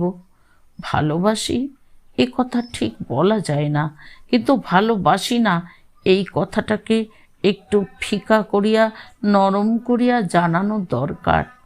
বিনোদিনীর মনে এমন একটা নিষ্ঠুর অথচ ভুল সংস্কার থাকিতে দেওয়া অন্যায়। এই বলিয়া মহেন্দ্র তাহার বাক্সর মধ্য হইতে আর একবার তাহার চিঠি তিনখানি পড়িল। মনে মনে কহিল, বিনোদিনী আমাকে যে ভালোবাসে ইহাতে সন্দেহ নাই, কিন্তু কাল সে বিহারীর কাছে অমন করিয়া আসিয়া পড়িল কেন? সে কেবল আমাকে দেখাইয়া। আমি যখন তাহাকে ভালোবাসি না স্পষ্ট করিয়া বলিলাম, তখন সে কোনো সুযোগে আমার কাছে তাহার ভালোবাসা প্রত্যাখ্যান না করিয়া কি করিবে? এমনি করিয়া আমার কাছে অবমানিত হইয়া হয়তো সে বিহারীকে ভালোবাসিতেও পারে। মহেন্দ্রের ক্ষোভ এতই বাড়িয়া উঠিতে লাগিল যে নিজের চাঞ্চল্যে সে নিজে আশ্চর্য এবং ভীত হইয়া উঠিল। না হয় বিনোদিনী শুনিয়াছে মহেন্দ্র তাহাকে ভালোবাসে না, তাহাতে দোষ কি? না হয় এই কথায় অভিমানিনী বিনোদিনী তাহার উপর হইতে মন সরাইয়া লইতে চেষ্টা করিবে, তাহাতেই বা ক্ষতি কি? ঝড়ের সময় নৌকার শিকল যেমন নোঙরকে টানিয়া ধরে, মহেন্দ্র তেমনি ব্যাকুলতার সঙ্গে আশাকে যেন অতিরিক্ত জোর করিয়া ধরিল। রাত্রে মহেন্দ্র আশার মুখ বক্ষের কাছে ধরিয়া জিজ্ঞাসা করিল, চুনি, তুমি আমাকে কতখানি ভালোবাসো ঠিক করিয়া বলো। আশা ভাবিল এ কেমন প্রশ্ন। বিহারীকে লইয়া অত্যন্ত লজ্জাজনক যে কথাটা উঠিয়াছে, তাহাতেই কি তাহার উপরে সংশয়ের ছায়া পড়িয়াছে? সে লজ্জায় মরিয়া গিয়া কহিল, ছি ছি, আজ তুমি এমন প্রশ্ন কেন করিলে? তোমার দুটি পায়ে পড়ি, আমাকে খুলিয়া বলো, আমার ভালোবাসায় তুমি কবে কোথায় কি অভাব দেখিয়াছ? মহেন্দ্র আশাকে পীড়ন করিয়া তাহার মাধুর্য বাহির করিবার জন্য কহিল, তবে তুমি কাশী যাইতে চাহিতেছ কেন? আশা কহিল, আমি কাশী যাইতে চাই না, আমি কোথাও যাইব না। মহেন্দ্র, তখন তো চাহিয়াছিলে। আশা অত্যন্ত পীড়িত হইয়া কহিল, তুমি তো জানো কেন চাহিয়াছিলাম। মহেন্দ্র, আমাকে ছাড়িয়া তোমার মাসির কাছে বোধহয় বেশ সুখে থাকিতে। আশা কহিল, কখনো না, আমি সুখের জন্য যাইতে চাহি নাই। মহেন্দ্র কহিল, আমি সত্য বলিতেছি চুনি, তুমি আর কাহাকেও বিবাহ করিলে ঢের বেশি সুখী হইতে পারিতে। শুনিয়া আশা চকিতের মধ্যে মহেন্দ্রের বক্ষ হইতে সরিয়া গিয়া বালিশে মুখ ঢাকিয়া কাঠের মতো আড়ষ্ট হইয়া রহিল। মুহূর্ত পরেই তাহার কান্না আর চাপা রহিল না। মহেন্দ্র তাহাকে সান্ত্বনা দিবার জন্য বক্ষে তুলিয়া লইবার চেষ্টা করিল। আশা বালিশ ছাড়িল না। পতিব্রতার এই অভিমানে মহেন্দ্র সুখে গর্বে ধিক্কারে ক্ষুব্ধ হইতে লাগিল। যেসব কথা ভিতরে ভিতরে আভাসে ছিল সেইগুলা হঠাৎ স্পষ্ট কথায় পরিস্ফুট হইয়া সকলেরই মনে একটা গোলমাল বাঁধাইয়া দিল। বিনোদিনী মনে মনে ভাবিতে লাগিল, অমন স্পষ্ট অভিযোগের বিরুদ্ধে বিহারী কেন কোনো প্রতিবাদ করিল না? যদি সে মিথ্যা প্রতিবাদও করিত, তাহা হইলেও যেন বিনোদিনী একটু খুশি হইত। বেশ হইয়াছে, মহেন্দ্র বিহারীকে যে আঘাত করিয়াছে তাহা তাহার প্রাপ্যই ছিল। বিহারীর মতো অমন মহৎ লোক কেন আশাকে ভালোবাসিবে? এই আঘাতে বিহারীকে যে দূরে লইয়া গেছে সে যেন ভালোই হইয়াছে। বিনোদিনী যেন নিশ্চিন্ত হইল। কিন্তু বিহারীর সেই মৃত্যু বানাহত রক্তহীন পাংশু মুখ বিনোদিনীকে সকল কর্মের মধ্যে যেন অনুসরণ করিয়া ফিরিল। বিনোদিনীর অন্তরে যে সেবা পরায়ণা নারী প্রকৃতি ছিল, সে সেই আর্ত মুখ দেখিয়া কাঁদিতে লাগিল। রুগ্ন শিশুকে যেমন মাতা বুকের কাছে দোলাইয়া বেড়ায়, তেমনি সেই আতুর মূর্তিকে বিনোদিনী আপন হৃদয়ের মধ্যে রাখিয়া দোলাইতে লাগিল। তাহাকে সুস্থ করিয়া সেই মুখে আবার রক্তের রেখা, প্রাণের প্রবাহ, হাস্যের বিকাশ দেখিবার জন্য বিনোদিনীর একটা অধীর ঔৎসুক্য জন্মিল। 2-3 দিন সকল কর্মের মধ্যে এইরূপ উন্মনা হইয়া ফিরিয়া বিনোদিনী আর থাকিতে পারিল না। বিনোদিনী একখানি সান্ত্বনার পত্র লিখিল, কহিল, ঠাকুরপো, আমি তোমার সেদিনকার সেই শুষ্ক মুখ দেখিয়া অবধি প্রাণ মনে কামনা করিতেছি তুমি সুস্থ হও, তুমি যেমন ছিলে তেমনিটি হও। সেই সহজ হাসি আবার কবে দেখিব? সেই উদার কথা আবার কবে শুনিব? তুমি কেমন আছো আমাকে একটি ছত্র লিখিয়া জানাও। তোমার বিনোদ বোঠান। বিনোদিনী দরোয়ানের হাত দিয়া বিহারীর ঠিকানায় চিঠি পাঠাইয়া দিল। আশাকে বিহারী ভালোবাসে এ কথা যে এমন রূঢ় করিয়া এমন গর্হিতভাবে মহেন্দ্রের মুখে উচ্চারণ করিতে পারিবে, তাহা বিহারী স্বপ্নেও কল্পনা করে নাই। কারণ সে নিজেও এমন কথা স্পষ্ট করিয়া কখনো মনে স্থান দেয় নাই। প্রথমটা বজ্রাহত হইল, তাহার পরে ক্রোধে ঘৃণায় ছটফট করিয়া বলিতে লাগিল, অন্যায়, অসঙ্গত, অমূলক। কিন্তু কথাটা যখন একবার উচ্চারিত হইয়াছে তখন তাহাকে আর সম্পূর্ণ মারিয়া ফেলা যায় না। তাহার মধ্যে যেটুকু সত্যের বীজ ছিল তাহা দেখিতে দেখিতে অঙ্কুরিত হইয়া উঠিতে লাগিল। কন্যা দেখিবার উপলক্ষে সেই যে একদিন সূর্যাস্তকালে বাগানের উচ্ছ্বসিত পুষ্পগন্ধ প্রবাহে লজ্জিতা বালিকার সুকুমার মুখখানিকে সে নিতান্তই আপনার মনে করিয়া বিগলিত অনুরাগের সহিত একবার চাইহা দেখিয়াছিল, তাহাই বারবার মনে পড়িতে লাগিল এবং বুকের কাছে কি যেন চাপিয়া ধরিতে লাগিল এবং একটা অত্যন্ত কঠিন বেদনা কণ্ঠের কাছ পর্যন্ত আলোড়িত হইয়া উঠিল। দীর্ঘরাত্রি ছাদের উপর শুইয়া শুইয়া বাড়ির সম্মুখের পথে দ্রুত পদে পায়চারি করিতে করিতে যাহা এতদিন অব্যক্ত ছিল তাহা বিহারীর মনে ব্যক্ত হইয়া উঠিল। যাহা সংযত ছিল তাহা উদ্দাম হইল। নিজের কাছেও যাহার কোনো প্রমাণ ছিল না, মহেন্দ্রের বাক্যে তাহা বিরাট প্রাণ পাইয়া বিহারীর অন্তর বাহির ব্যপ্ত করিয়া দিল। তখন সে নিজেকে অপরাধী বলিয়া বুঝিল। মনে মনে কহিল, আমার তো আর রাগ করার শোভা পায় না। মহেন্দ্রের কাছে তো ক্ষমা প্রার্থনা করিয়া বিদায় লইতে হইবে। সেদিন এমনভাবে চলিয়া আসিয়াছিলাম যেন মহেন্দ্র দোষী, আমি বিচারক, সে অন্যায় স্বীকার করিয়া আসিব। বিহারী জানিত আশা কাশী চলিয়া গেছে। একদিন সে সন্ধ্যার সময় ধীরে ধীরে মহেন্দ্রের দ্বারের সম্মুখে আসিয়া উপস্থিত হইল। রাজলক্ষ্মীর দূর সম্পর্কের মামা সাধুচরণকে দেখিয়া জিজ্ঞাসা করিল, শ্রাদ্ধা, কদিন আসিতে পারি নাই, এখানকার সব খবর ভালো? সাধুচরণ সকলের কুশল জানাইল। বিহারী জিজ্ঞাসা করিল, বোঠান কাশীতে কবে গেলেন? সাধুচরণ কহিল, তিনি যান নাই, তাহার কাশী যাওয়া হইবে না। শুনিয়া কিছু না মানিয়া অন্তঃপুরে যাইবার জন্য বিহারীর মন ছুটিল। পূর্বে যেমন সহজে, যেমন আনন্দে আত্মীয়ের মতো সে পরিচিত সিঁড়ি বাইয়া ভিতরে যাইত, সকলের সঙ্গে স্নিগ্ধ কৌতুকের সহিত হাস্যালাপ করিয়া আসিত, কিছুই মনে হইত না।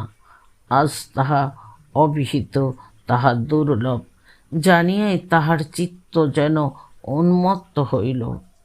আরেকটিবার, কেবল শেষবার, তেমনি করিয়া ভিতরে গিয়া ঘরের ছেলের মতো রাজলক্ষ্মীর সহিত কথা সারিয়া একবার ঘোমটাবৃত আশাকে বোঠান বলিয়া দুটো তুচ্ছ কথা কইয়া আশা তাহার কাছে পরম আকাঙ্ক্ষার বিষয় হইয়া উঠিল। সাধুচরণ কহিল, ভাই, অন্ধকারে দাঁড়াইয়া রহিলে যে, ভিতরে চলো। শুনিয়া বিহারী দ্রুত বেগে ভিতরের দিকে কয়েক পদ অগ্রসর হইয়াই ফিরিয়া সাধুকে কহিল, যাই, একটা কাজ আছে বলিয়া তাড়াতাড়ি প্রস্থান করিল। সেই রাত্রেই বিহারী পশ্চিমে চলিয়া গেল। দরোয়ান বিনোদিনীর চিঠি লইয়া বিহারীকে না পাইয়া চিঠি ফিরাইয়া লইয়া আসিল।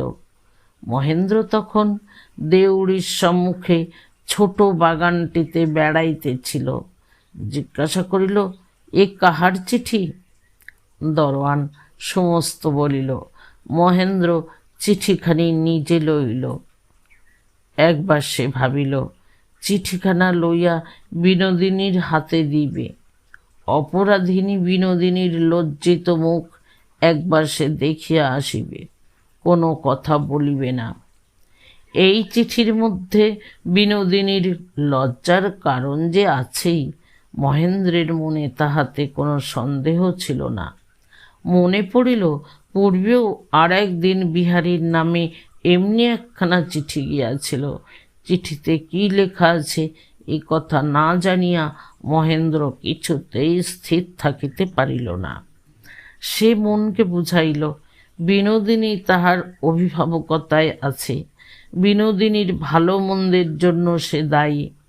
অতএব এরূপ সন্দেহজনক পত্র খুলিয়া দেখাই তাহার কর্তব্য। বিনোদিনীকে বিপথে যাইতে দেওয়া কোনো মতেই হইতে পারে না। মহেন্দ্র ছোট চিঠিখানা খুলিয়া পড়িল।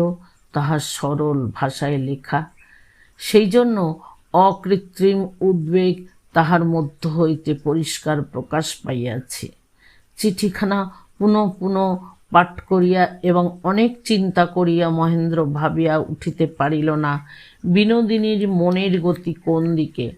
তাহার কেবলই আশঙ্কা হইতে লাগিল, আমি যে তাহাকে ভালোবাসি না বলিয়া অপমান করিয়াছি, সেই অভিমানেই বিনোদিনী অন্যদিকে মন দিবার চেষ্টা করিতেছে। রাগ করিয়া আমার আশা সে একেবারেই ছাড়িয়া দিয়াছে। এই কথা মনে করিয়া মহেন্দ্রের ধৈর্য রক্ষা করা একেবারে অসম্ভব হইয়া উঠিল। যে বিনোদিনী তাহার নিকট আত্মসমর্পণ করিতে আসিয়াছিল, সে যে মুহূর্তকালের মূঢ়তায় সম্পূর্ণ তাহার অধিকারচ্যুত হইয়া যাইবে, সেই সম্ভাবনায় মহেন্দ্রকে স্থির থাকিতে দিল না। মহেন্দ্র ভাবিল, বিনোদিনী আমাকে যদি মনে মনে ভালোবাসে, তাহা বিনোদিনীর পক্ষে মঙ্গলকর। এক জায়গায় সে বদ্ধ হইয়া থাকিবে। আমি নিজের মন জানি, আমি তো তাহার প্রতি কখনোই অন্যায় করিব না। সে আমাকে নিরাপদে ভালোবাসিতে পারে, আমি আশাকে ভালোবাসি, আমার দ্বারা তাহার কোনো ভয় নাই। কিন্তু সে যদি অন্য কোনো দিকে মন দেয়, তবে তাহার কি সর্বনাশ হইতে পারে কে জানে। মহেন্দ্র স্থির করিল, নিজেকে ধরা না দিয়া বিনোদিনীর মন কোনো অবকাশে আর একবার ফিরাইতেই হইবে। মহেন্দ্র অন্তঃপুরে প্রবেশ করিতেই দেখিল বিনোদিনী পথের মধ্যেই যেন কাহার জন্য উৎকণ্ঠিত হইয়া প্রতীক্ষা করিতেছে।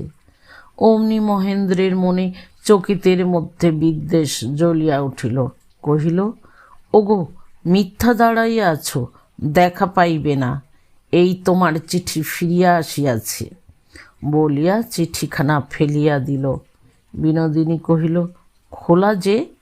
মহেন্দ্র তাহার জবাব না দিয়াই চলিয়া গেল। বিহারী চিঠি খুলিয়া পড়িয়া কোনো উত্তর না দিয়া চিঠি ফেরত পাঠাইয়াছে মনে করিয়া বিনোদিনীর সর্বাঙ্গে সমস্ত শিরা দপদপ করিতে লাগিল। যে দরওয়ান চিঠি লইয়া গিয়াছিল তাহাকে ডাকিয়া পাঠাইল। সে অন্য কাজে অনুপস্থিত ছিল, তাহাকে পাওয়া গেল না। প্রদীপের মুখ হইতে যেমন জ্বলন্ত তৈলবিন্দু খরিয়া পড়ে, রুদ্ধ শয়নকক্ষের মধ্যে বিনোদিনীর দীপ্ত নেত্র হইতে তেমনি হৃদয়ের জ্বালা অশ্রুজলে গলিয়া পড়িতে লাগিল। নিজের চিঠিখানা ছিঁড়িয়া ছিঁড়িয়া কুটি কুটি করিয়া কিছুতেই তাহার সান্ত্বনা হইল না। সেই 2-4 লাইন কালির দাগকে অতীত হইতে বর্তমান হইতে একেবারেই মুছিয়া ফেলিবার, একেবারেই না করিয়া দিবার কোনো উপায় নাই কেন? ক্রুদ্ধা মধুকরী যাহাকে সম্মুখে পায় তাহাকেই দংশন করে। ক্ষুব্ধা বিনোদিনী তেমনি তাহার চারিদিকের সমস্ত সংসারটাকে জ্বালাইবার জন্য প্রস্তুত হইল। সে যাহা চায় তাহাতেই বাধা, কোনো কিছুতেই সে কি কৃতকার্য হইতে পারিবে না? যদি সুখ যদি না পাইল, তবে যাহারা তাহার সকল সুখের অন্তরায়, যাহারা তাহাকে কৃতার্থতা হইতে ভ্রষ্ট, সমস্ত সম্ভবপর সম্পদ হইতে বঞ্চিত করিয়াছে, তাহাদিগকে পরাস্ত ধূলি লুণ্ঠিত করিলেই তাহার ব্যর্থ জীবনের কর্ম সমাধা হইবে। সেদিন নূতন ফাল্গুনে প্রথম বসন্তের হাওয়া দিতেই আশা অনেক দিন পরে সন্ধ্যার আরম্ভে ছাদে মাদুর পাতিয়া বসিয়াছে। একখানি মাসিক কাগজ লইয়া খণ্ডস প্রকাশিত একটা গল্প খুব মনোযোগ দিয়া সেই অল্প আলোকে পড়িতেছিল। গল্পের নায়ক তখন সংবৎসর পরে পূজার ছুটিতে বাড়ি আসিবার সময় ডাকাতের হাতে পড়িয়াছে। আশার হৃদয় উদ্বেগে কাঁপিতেছিল। এদিকে হতভাগিনী নায়িকা ঠিক সেই সময়ই বিপদের স্বপ্ন দেখিয়া কাঁদিয়া জাগিয়া উঠিয়াছে। আশা চোখের জল আর রাখিতে পারে না। আশা বাংলা গল্পের অত্যন্ত উদার সমালোচক ছিল। যাহা পড়িত তাহাই মনে হইত চমৎকার। বিনোদিনীকে ডাকিয়া বলিত, ভাই চোখের বালি, মাথা খাও, এই গল্পটা পড়িয়া দেখো। এমন সুন্দর পড়িয়া আর কাঁদিয়া বাঁচি না। বিনোদিনী ভালো মন্দ বিচার করিয়া আশার উচ্ছ্বসিত উৎসাহে বড় আঘাত করিত। আজিকার এই গল্পটা আশা মহেন্দ্রকে পড়াইবে বলিয়া স্থির করিয়া যখন সজল চক্ষে কাগজখানা বন্ধ করিল, এমন সময় মহেন্দ্র আসিয়া উপস্থিত হইল। মহেন্দ্রের মুখ দেখিয়াই আশা উৎকণ্ঠিত হইয়া উঠিল। মহেন্দ্র জোর করিয়া প্রফুল্লতা আনিবার চেষ্টা করিয়া কহিল, একলা ছাদের উপর কোন ভাগ্যবানের ভাবনায় আছো? আশা নায়ক নায়িকার কথা একেবারে ভুলিয়া গিয়া কহিল, তোমার কি শরীর আজ ভালো নাই? মহেন্দ্র: শরীর বেশ আছে আশা, তবে তুমি মনে মনে কি একটা ভাবিতেছ, আমাকে খুলিয়া বলো। মহেন্দ্র আশার বাটা হইতে একটা পান তুলিয়া লইয়া মুখে দিয়া কহিল, আমি ভাবিতেছিলাম তোমার মাসিমা বেচারা কতদিন তোমাকে দেখেন নাই, একবার হঠাৎ যদি তুমি তাহার কাছে গিয়া পড়িতে পারো, তবে তিনি কত খুশি হন। আশা কোনো উত্তর না করিয়া মহেন্দ্রের মুখের দিকে চাহিয়া রহিল। হঠাৎ এ কথা আবার নূতন করিয়া কেন মহেন্দ্রের মনে উদয় হইল, তাহা সে বুঝিতে পারিল না। আশাকে চুপ করিয়া থাকিতে দেখিয়া মহেন্দ্র কহিল, তোমার যাইতে ইচ্ছা করে না? এ কথার উত্তর দেওয়া কঠিন। মাসিকে দেখিবার জন্য যাইতে ইচ্ছা করে, আবার মহেন্দ্রকে ছাড়িয়া যাইতে ইচ্ছাও করে না। আশা কহিল, কালেজে ছুটি পাইলে তুমি যখন যাইতে পারিবে, আমিও সঙ্গে যাইব। মহেন্দ্র: ছুটি পাইলেও যাইবার জো নাই, পরীক্ষার জন্য প্রস্তুত হইতে হইবে। তবে থাক, এখন নাই গেলাম। থাক কেন, যাইতে চাইয়াছিলে, যাও না। না, আমার যাইবার ইচ্ছা নাই। এই সেদিন এত ইচ্ছা ছিল, হঠাৎ ইচ্ছা চলিয়া গেল। আশা এই কথায় চুপ করিয়া চোখ নিচু করিয়া বসিয়া রহিল। বিনোদিনীর সঙ্গে সন্ধি করিবার জন্য বাধাহীন অবসর চাহিয়া মহেন্দ্রের মন ভিতরে ভিতরে অত্যন্ত অধীর হইয়া উঠিয়াছিল। আশাকে চুপ করিয়া থাকিতে দেখিয়া তাহার একটা অকারণ রাগের সঞ্চার হইল। কহিল, আমার উপর মনে মনে তোমার কোনো সন্দেহ জন্মিয়াছে নাকি, তাই আমাকে চোখে চোখে পাহারা দিয়া রাখিতে চাও? আশার স্বাভাবিক মৃদুতা, নম্রতা, ধৈর্য মহেন্দ্রের কাছে হঠাৎ অত্যন্ত অসহ্য হইয়া উঠিল। মনে মনে কহিল, মাসির কাছে যাইতে ইচ্ছা আছে, বলো যে আমি যাইবই। আমাকে যেমন করিয়া হোক পাঠাইয়া দাও, তা নয় কখনো হ্যাঁ, কখনো না, কখনো চুপচাপ, একই রকম। হঠাৎ মহেন্দ্রের এই উগ্রতা দেখিয়া আশা বিস্মিত ভীত হইয়া উঠিল। সে অনেক চেষ্টা করিয়া কোনো উত্তরই ভাবিয়া পাইল না। মহেন্দ্র কেন যে কখনো হঠাৎ এত আদর করে, কখনো হঠাৎ এমন নিষ্ঠুর হইয়া উঠে, তাহা সে কিছুই বুঝিতে পারে না। এই রূপে মহেন্দ্র যতই তাহার কাছে দুর্বোধ্য হইয়া উঠিতেছে, ততই আশার কম্পান্বিত চিত্ত ভয়ে ও ভালোবাসায় তাহাকে যেন অত্যন্ত অধিক করিয়া বেষ্টন করিয়া ধরিতেছে। মহেন্দ্রকে আশা মনে মনে সন্দেহ করিয়া চোখে চোখে পাহারা দিতে চায়। ইহা কি কঠিন উপহাস, না নির্দয় সন্দেহ? শপথ করিয়া কি ইহার প্রতিবাদ আবশ্যক, না হাস্য করিয়া ইহা উড়াইয়া দিবার কথা? হতবুদ্ধি আশাকে পুনশ্চ চুপ করিয়া থাকিতে দেখিয়া অধীর মহেন্দ্র দ্রুত বেগে সেখান হইতে উঠিয়া চলিয়া গেল।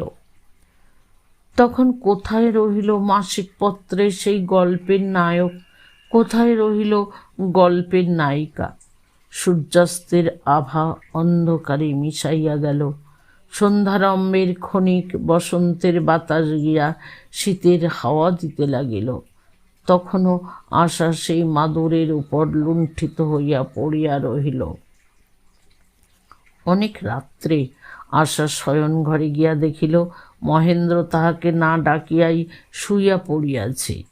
তখনই আশার মনে হইল, স্নেহময়ী মাসির প্রতি তাহার উদাসীনতা কল্পনা করিয়া মহেন্দ্র তাহাকে মনে মনে ঘৃণা করিতেছে। বিছানার মধ্যে ঢুকিয়াই আশা মহেন্দ্রের দুই পা জড়াইয়া তাহার পায়ের উপর মুখ রাখিয়া পড়িয়া রহিল। তখন মহেন্দ্র করুণায় বিচলিত হইয়া তাহাকে টানিয়া লইবার চেষ্টা করিল। আশা কিছুতেই উঠিল না। সে কহিল, আমি যদি কোনো দোষ করিয়া থাকি, আমাকে মাপ করো। মহেন্দ্র আর্দ্রচিত্তে কহিল, তোমার কোনো দোষ নাই চুনি, আমি নিতান্ত পাষণ্ড, তাই তোমাকে অকারণে আঘাত করিয়াছি। তখন মহেন্দ্রের দুই পা অভিষিক্ত করিয়া আশার অশ্রু ঝরিয়া পড়িতে লাগিল। মহেন্দ্র উঠিয়া বসিয়া তাহাকে দুই বাহুতে তুলিয়া আপনার পাশে শোয়াইল। আশার রোদন বেগ থামিলে সে কহিল, মাসিকে কি আমার দেখিতে যাইবার ইচ্ছা করে না, কিন্তু তোমাকে ফেলিয়া আমার যাইতে মন সরে না, তাই আমি যাইতে চাই নাই, তুমি রাগ করিও না। মহেন্দ্র ধীরে ধীরে আশার আর্দ্র কপল মুছাইতে মুছাইতে কহিল, এ কি রাগ করিবার কথা চুনি? আমাকে ছাড়িয়া যাইতে পারো না, সে লইয়া আমি রাগ করিব? তোমাকে কোথাও যাইতে হইবে না। আশা কহিল, না, আমি কাশী যাইব। কেন?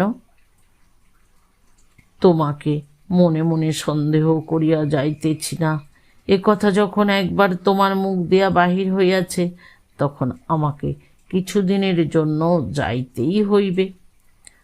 আমি পাপ করিলাম, তাহার প্রায়শ্চিত্ত তোমাকে করিতে হইবে, তাহা আমি জানি না, কিন্তু পাপ আমার কোনোখানে হইয়াছেই, নইলে এমন সকল অসম্ভব কথা উঠিতেই পারিত না। যেসব কথা আমি স্বপ্নেও ভাবিতে পারিতাম না, সেসব কথা কেন শুনিতে হইতেছে? তাহার কারণ আমি যে কি মন্দ লোক তাহা তোমার স্বপ্নেরও অগোচর। আশা ব্যস্ত হইয়া কহিল, আবার ও কথা বলিও না, কিন্তু এবার আমি কাশী যাইবই। মহেন্দ্র হাসিয়া কহিল, আচ্ছা যাও, কিন্তু তোমার চোখের আড়ালে আমি যদি নষ্ট হইয়া যাই, তাহা হইলে কি হইবে? আশা কহিল, তোমার আর অত ভয় দেখাইতে হইবে না, আমি কিনা ভাবিয়া অস্থির হইতেছি। কিন্তু ভাবা উচিত, তোমার এমন স্বামীটিকে যদি অসাবধানে বিগড়াইতে দাও, তবে এরপরে কাহাকে দোষ দিবে?